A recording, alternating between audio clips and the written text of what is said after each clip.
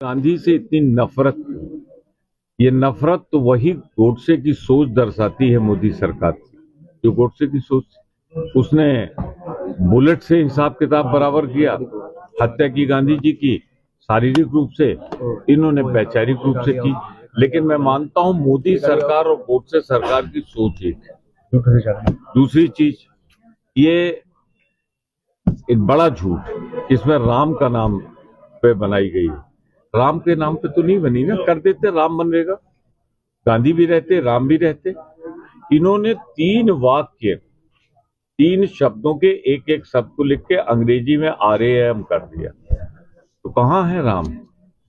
मैंने पार्लियामेंट में बोलते हुए दिखाया था कि देखिए इसमें राम कहीं है नहीं। अगर आप हर शब्द का पहला अक्षर ले तो फिर तो राम नहीं रह जाते, और अगर सिर्फ 2 या 3 शब्दों का लें तो बात बनती नहीं। तो कुल मिला के जैसे भगवान राम के नाम पर धोखा ये देते रहे, अब कि भगवान राम के नाम पर गोडसे वाला काम किया है और गांधी के विचारों की हत्या की। नरेगा से मनरेगा करने का काम भी कांग्रेस ने किया था।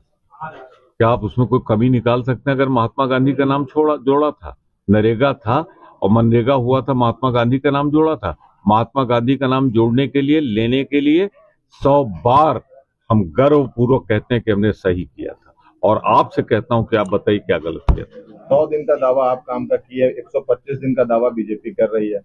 दावा तो ये भी था कि हर साल 2 करोड़ लोगों को, बेरोजगार लोगों को नौकरी देंगे। दावा तो ये भी था कि हम मॉडल टाउन बनाएंगे। अभी आ रहा हूं, आपके होटल तक पहुंचने में देख लिया कैसे सिटी बनती है। कौन सी सिटी कहते थे? क्योटो। अरे क्योटो कहते थे, क्योटो देख लिया, अभी आ रहा था रास्ते में। और सुनिए, और सुनिए, क्या ये सही नहीं? इन्होंने कहा था रामराज आएगा, गोडसे राज आ गया। क्या ये सही नहीं है? इन्होंने कहा था किसान को डबल इनकम मिलेगी। तो मैं कहता हूं मोदी जी को महारत हासिल है झूठ बोलने में। आज तक भारत का कोई प्रधानमंत्री ऐसा नहीं हुआ जिसने इतना झूठ बोलकर अपनी मर्यादा पद की गिराई। वो तो कह रहे हैं किसान और मजदूरों के जीत का मंत्र है और कांग्रेस के भ्रष्टाचार का अंत है। इसमें कांग्रेस कहाँ भ्रष्टाचार में आ गई? मनरेगा, वही तो कह रहा हूँ, मनरेगा अगर गांव में चल रही थी, इसमें कांग्रेस कहाँ से आ गई? और मैं कहना ये चाहता हूँ, इसमें एक बहुत अव्यवहारिकता है। वो अव्यवहारिकता ये है कि पहले रेशियो था 90-10 का। 90% केंद्र सरकार देती थी, 10%